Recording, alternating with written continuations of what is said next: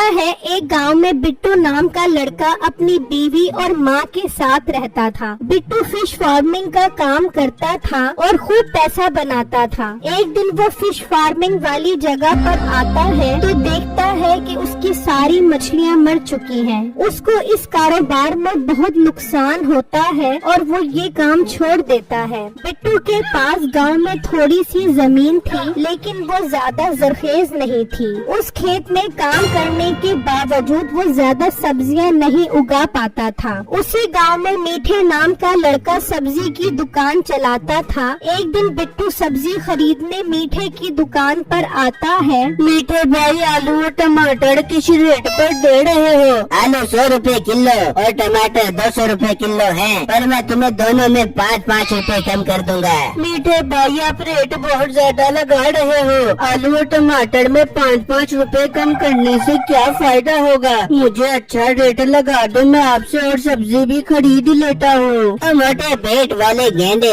अगर तुझे इस रेट की समझ नहीं आ रही तो कहीं और से जाकर ले जा। मेरे सर पे खड़ा मत हो, बल्कि मेरा पुत्र एक काम कर, अपनी बंजर जमीन पर खेती बाड़ी कर। बिट्टू मीठे की बात सुनकर उदास होकर वहाँ से चला जाता है और सिर्फ चावल और प्याज खरीद कर घर आता है। बेगम, आज सिर्फ चावल और प्याज ही खरीद सका हूँ। कुछ पैसे बचे हैं, उनका कल मैं आटा खरीद लाऊंगा। बिट्टू जी, कोई बात नहीं, आप परेशान मत हो, हम आज चावल खाकर ही गुजारा कर लेंगे। मैं चावल उबाल लेती हूँ, तब तक आप थोड़ा आराम करिए। ठीक है बेगम, बस अल्लाह करे मुझे कोई अच्छा सा काम मिल जाए ताकि मैं सब्जी और आटा भी ले आऊँ। फिर अगला दिन होता है तो बिट्टू खाली हाथ घर आ जाता है। बेगम, मैं बहुत परेशान हूँ, कोई भी काम नहीं मिल रहा, समझ नहीं आ रही अब हम कैसे गुजारा करेंगे। बिट्टू जी, आप ऐसा क्यों नहीं करते? आप अम्मी जी की अंगूठी बेचकर कोई काम कर ले, इस तरह हमारे पास कुछ पैसे भी आ जाएंगे। हाँ बेगम, आप ठीक कह रही हो, मैं भी यही सोच रहा था, इसे बेचकर कोई काम करूँ। अगर मजबूरी न होती तो मैं ऐसा कभी भी ना करता। फिर बिट्टू अंगूठी का बक्सा उठाता है और इसमें से अंगूठी निकाल कर बाजार की तरफ ले जाता है और सुनार को अंगूठी दिखाता है। सुनार सोचता है, एक काम करता हूँ, इसे बेवकूफ बनाकर ये अंगूठी सस्ती खरीदने की कोशिश करता हूँ। भाई साहब, क्या सोच रहे हो? ये अंगूठी किस कीमत पर खरीदोगे? लड़के, मैं तुम्हें इस अंगूठी के 50,000 दे सकता हूँ, इससे ज्यादा की अंगूठी मुझे समझ नहीं आती।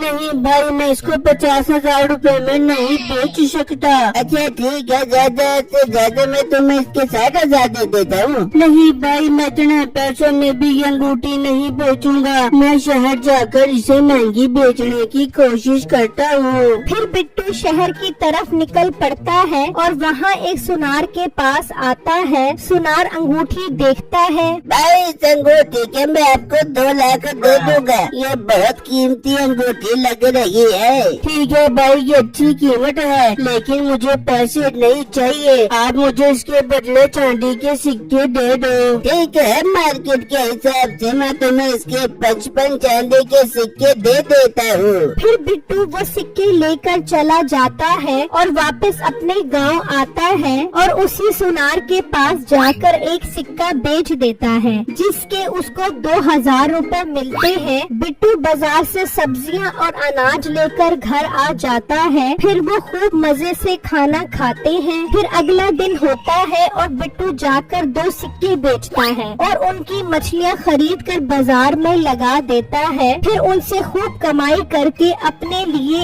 एक गाय खरीदता है जो दूध देती है। फिर कुछ दिन गुजर जाते हैं तो वो दोबारा सुनार की दुकान पर जाता है और एक सिक्का बेचकर चला जाता है। तो सुनार दिल ही दिल में सोचता है, लगता है बिट्टू के हाथ में खजाना लग गया है, तभी तो हर दूसरे दिन ये चांदी के सिक्के बेचने आ जाता है। मुझे ये बात मीठे के घर जाकर बतानी होगी। सुनार मीठे के घर आता है और मीठे और नसीबो कैंची को सारी बातें बताता है। अच्छा, तो यानी इस मोटे के हाथ कोई खजाना लग गया है, तभी तो वो बाजार में कम ही नजर आता है। हमें उसका पता लगाना होगा।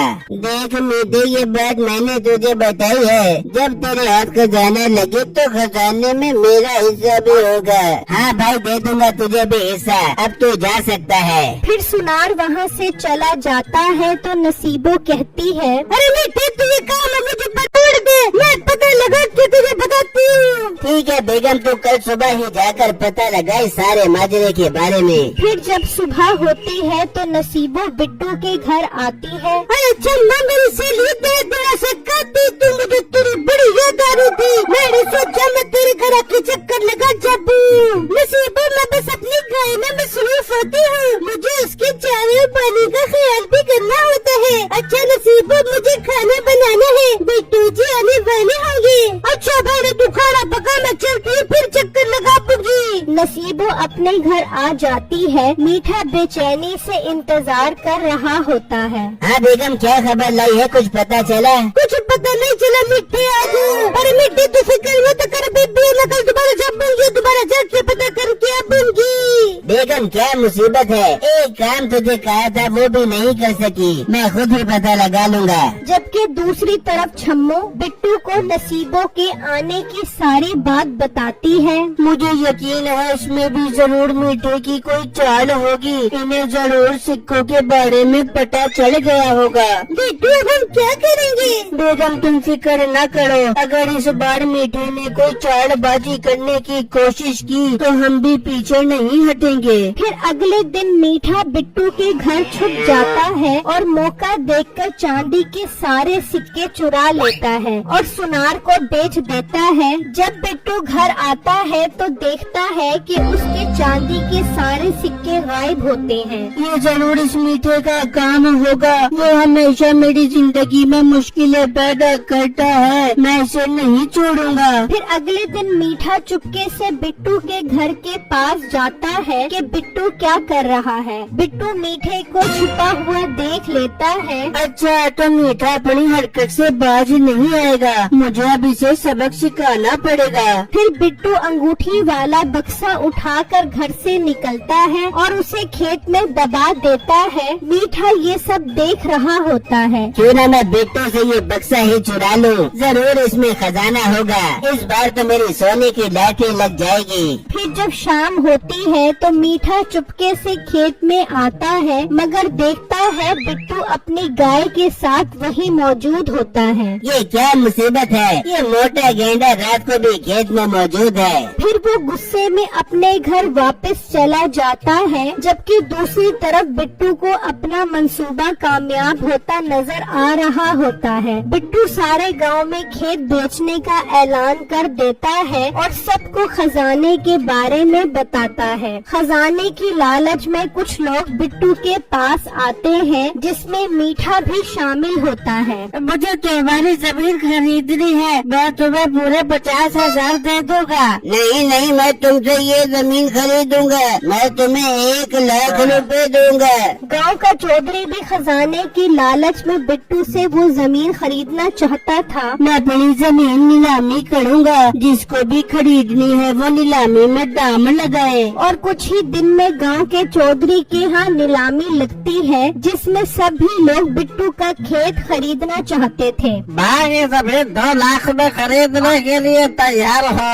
नहीं नहीं, मैं तुम्हें 2,50,000 देने को तैयार हूँ। मैं 4 लाख रुपए देने को तैयार हूँ। इस तरह करते करते 10 लाख तक कीमत पहुंच जाती है। बेटो, मैं जमीन को 12 लाख में खरीदने के लिए तैयार हूँ, बस मेरी एक शर्त है कि इस जमीन का सारा खजाना मेरा होगा। ठीक है मीठे भाई, मैं 12 लाख में जमीन आपको बेचने को तैयार हूँ। फिर बिट्टू मीठे से 12 लाख ले लेता है और घर की तरफ चला जाता है और अपनी बीवी और माँ को सारी बातें बताता है। वो बहुत खुश होते हैं। दूसरी तरफ मीठा नसीबों को लेकर खेत में आ जाता है और जमीन खोदने लग जाता है और इसमें से एक बक्सा निकलता है। उसमें सिर्फ एक कागज होता है। मीठा वो कागज पढ़ता है तो चौंक जाता है। मीठे क्या लिखा है इस कागज में? बेगम हम लुट गए, हम बर्बाद हो गए। इस कागज में सुन क्या लिखा है? ये तुम्हारी सजा है। तुम लोगों ने हमेशा गांव वालों को परेशान किया है और मेरे घर से चांदी के सिक्के भी चुरा लिए हैं। अब इस बंजर जमीन को तुम ही संभालो।